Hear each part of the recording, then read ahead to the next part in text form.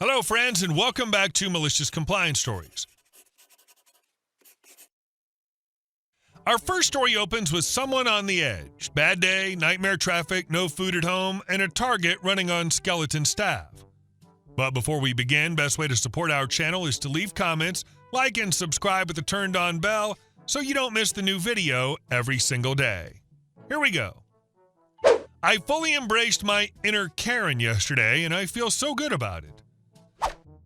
I was having a really rough day yesterday. Like, just everything was not working and it made my day absolutely hell. And then to top it off, I had the worst traffic commute I had ever had. So when I finally arrived at Target and met up with my husband, I told him that my fuse was effing short and I was ready to start throwing punches at whoever looked at me funny, so don't start with me until I cool down. I was just so irrationally aggravated, which is so unlike me because I'm always cool, calm, and collected. I never lose my cool. I never get angry. So my day has to be really crappy to get me in a bad mood. And yesterday just had one thing after another, but I just wanted to be home. But I needed to pick up groceries because I had no food at home. Now, I shop at Target usually. It's near my house and I pay for convenience and time over saving anything. If you shop at Target often, you may have noticed lately that there have been some changes going on in their stores nationwide and that the self-checkout seem to always be down. I use self-checkout all the time, but tonight I wouldn't have anyway. However, I've learned recently that Target's making changes to their staff and store scheduling, which is resulting in a lot of bullcrap that's affecting the customers. I walked into that Target, and at the time there was a bit of a line, but it wasn't too bad. I was probably going to be about half an hour or so to shop anyway, so I figured it'd be shorter. Nope, not even remotely true. They had a single checkout lane open, down from 3, self-checkout closed, so every customer in the store, even if just buying one item, had to wait in the entire line. The line was probably 30 people long. It was 7:45. I get that it's a bit later in the evening, but this is not an unheard of time for it to be somewhat busy after people get off work. Reducing your staff to a single person at checkout for a 2-story store in effing Los Angeles, of all places, is not a good move to make, especially when the Target is also attached to the biggest mall in the area. I was in line for 20 minutes before I snapped. 20 minutes, and only a quarter of the customers managed to get checked out because the poor girl who was working the register, who you could tell was trying so hard to keep her cool, kept having problems with her POS, and it kept freezing up on her during every single transaction. She had to reset almost every transaction, so a single item customer would take a few minutes just to get them finished. I looked at the poor girl working alone, and you could just see the stress in her face. She was overwhelmed. She had no help, no support, couldn't figure out what was going wrong with her things, and just didn't know what to do. But she was doing so much to keep that bottled in. But you could tell in her voice because it was shaky and nervous with every customer, and not everybody was being nice to her. I worked in retail for a while, 5 years of it. It effing sucks. I'm very particular about being nice to workers in stores because I know it's rarely their fault, and they're always just trying to make up for management shortfalls, so I never blame them. Seeing her struggling made me want to go nuclear. It was the final piece that just set me off. I was done waiting because of corporate bullcrap. I told my husband to wait in line for a sec, and I went up to the girl at the cashier. I very politely asked her if her manager was in tonight, and I think she got a bit shaky at the question because she looked at me like a deer in headlights. I promised her that I was not there to make her life any harder, not trying to get her into trouble, and then she seemingly chilled out, nodded her head, and said yes. I asked if she knew where the manager was, and she said probably in the office doing paperwork. I thanked her, told her not to worry, and that she's doing great. I just wanted to make her feel great. So now you're probably wondering where the Karen part comes in. This is where. I've worked in retail, both as an employee and as a manager, and I know how to run a business as I run my own company now.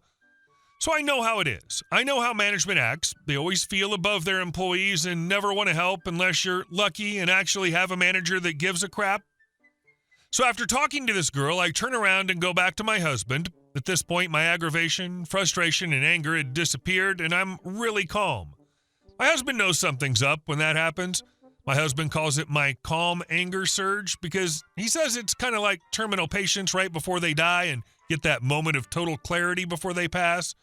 Except for me, it's because I have a full plan to execute, and I cannot be talked to until I finish. I pulled out my phone and Googled the target location. I found their phone number and I called it. I assume it was someone from the customer service section who answered, and I politely asked them if the manager was available to speak. The employee asked what the issue was, and I told them I had an issue in the store today and wanted to discuss. So they told me that they will go check and see and put me on hold. After a short hold, the employee came back on the phone, said yes, the manager was in, and that they would transfer me to their phone.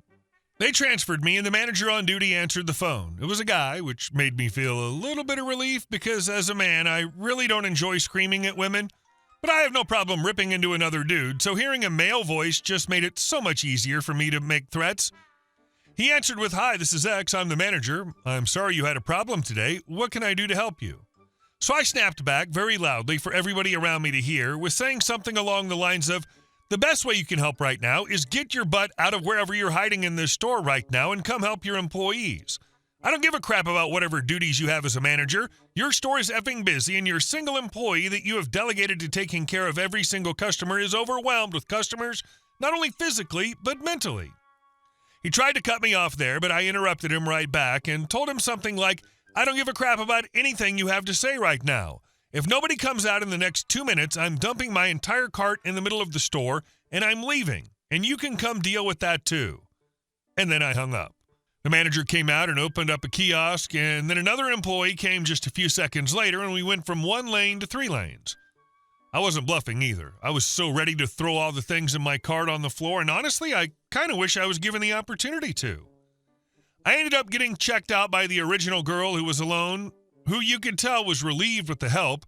She very subtly thanked me, since I made my little episode loud enough for everyone around the checkout area to hear, because I honestly wanted to make a show of it. Then I went home and ate my ice cream. It's the one time I felt good about taking the Karen approach.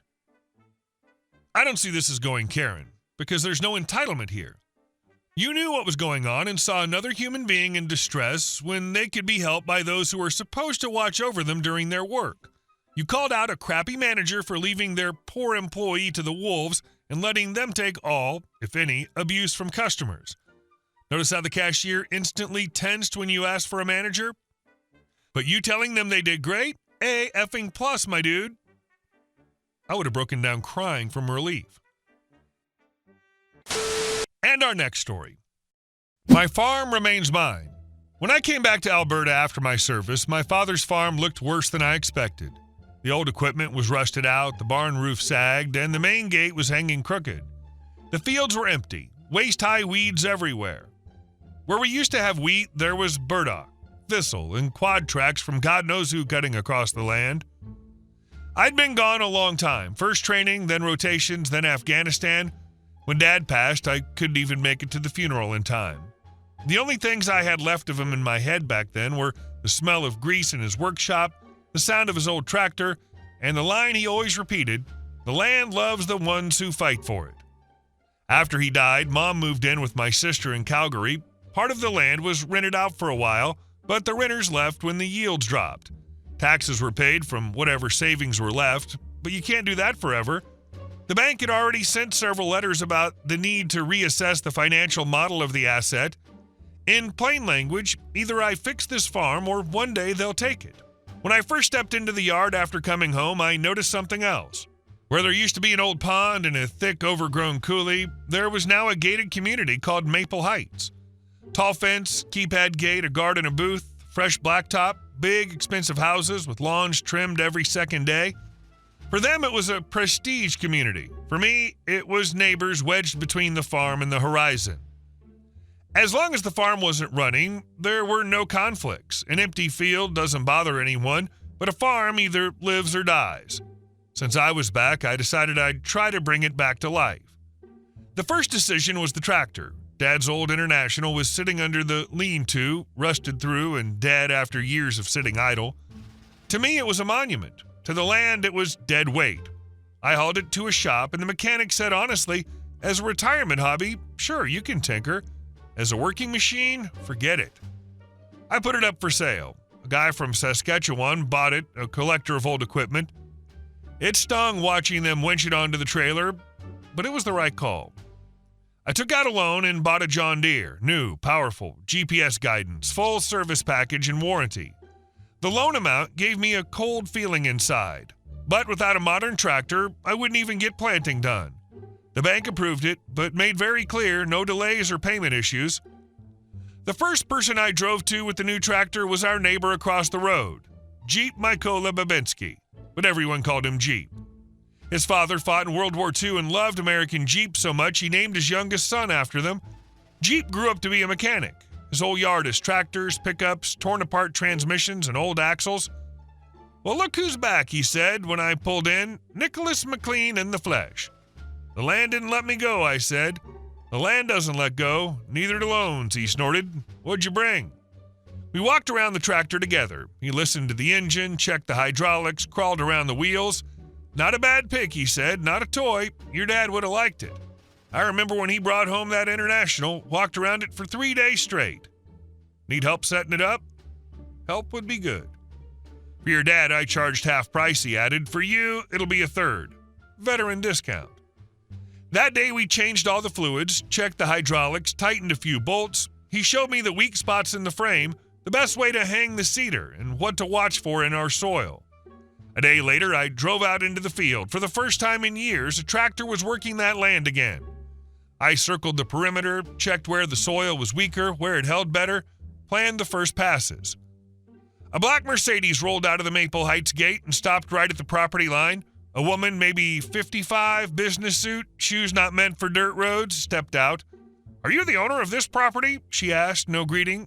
"Yes," I said. "I'm Karen Lovelace, president of the Maple Heights Association.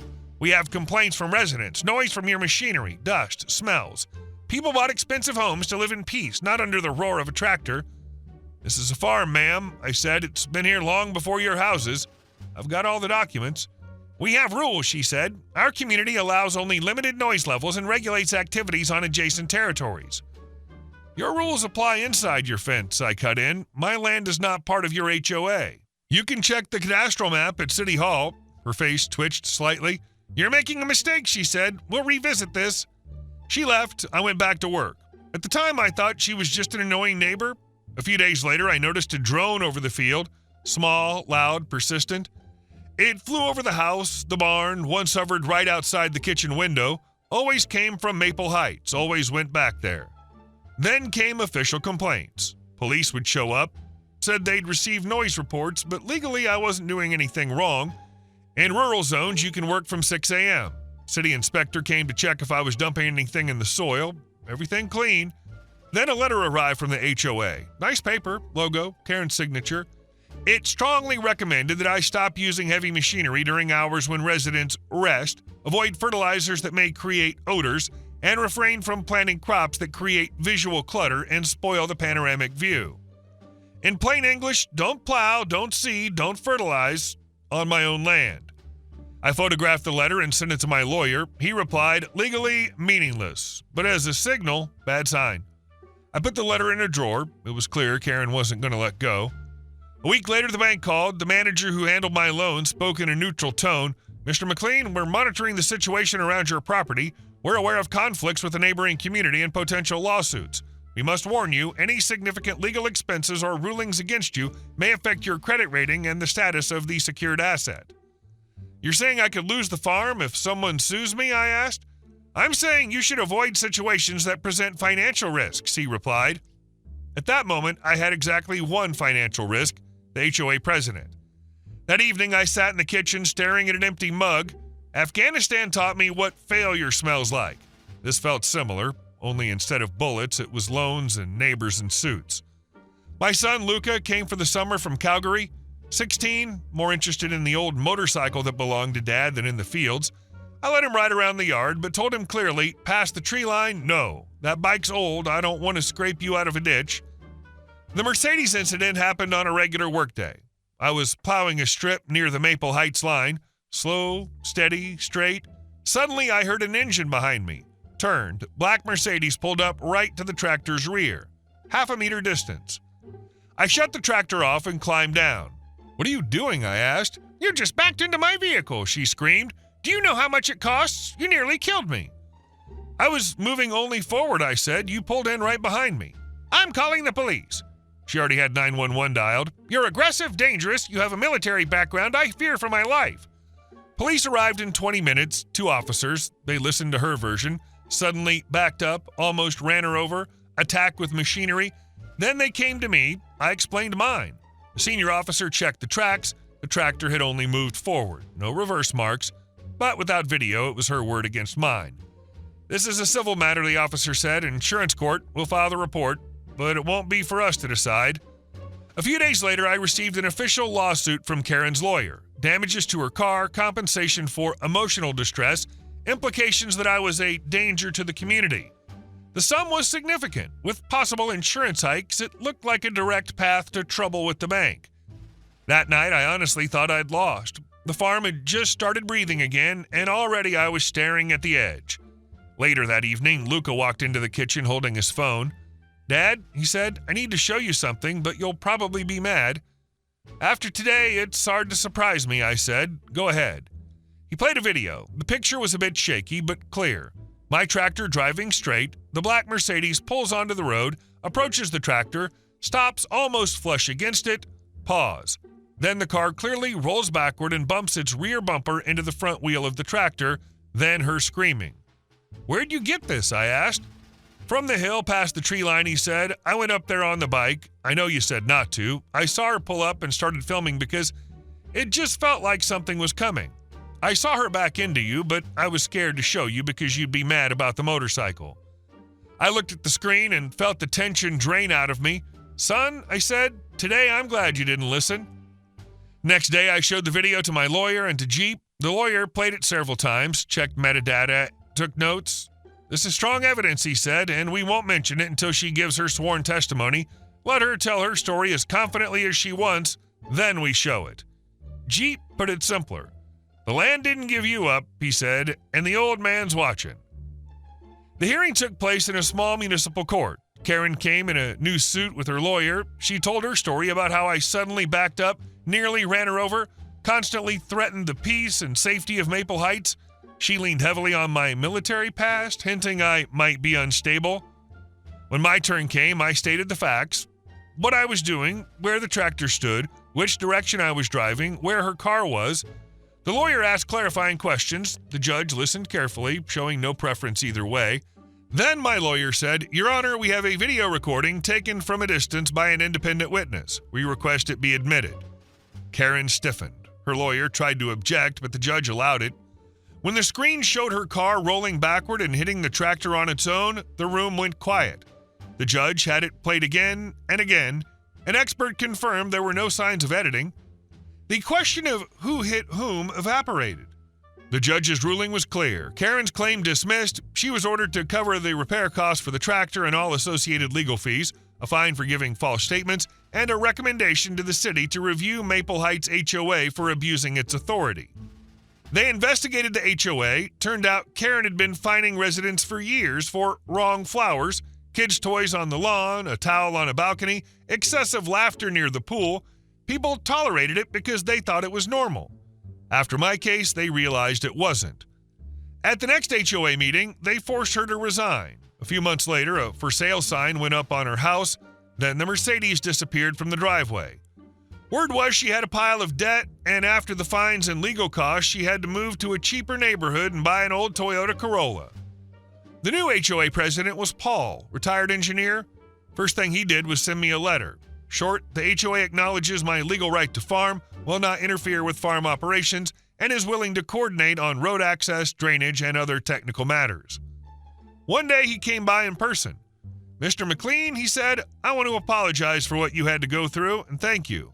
You didn't just stand up for yourself, you showed our residents that no one has the right to control people through fear." I shook his hand. The farm slowly came back to life. Jeep helped with the equipment and sometimes just dropped by for coffee and stories about the old days with my dad. Lucas stayed an extra month. We repaired his motorcycle properly this time and agreed we'd ride together now. No more sneaking off. I often thought about that call from the bank and that night with the video. Sometimes the difference between "it's all lost" and "we'll make it" is one clip on a phone. My father used to say, "The land loves the ones who fight for it." I'll add one more thing. The law works too, if you're not afraid to use it, instead of letting people wave stamped papers to scare you. Karen and a Mercedes can't compare to the power of a high-resolution camera and a tractor. Hey guys, thank you all for watching the video. I'll see you in the next one.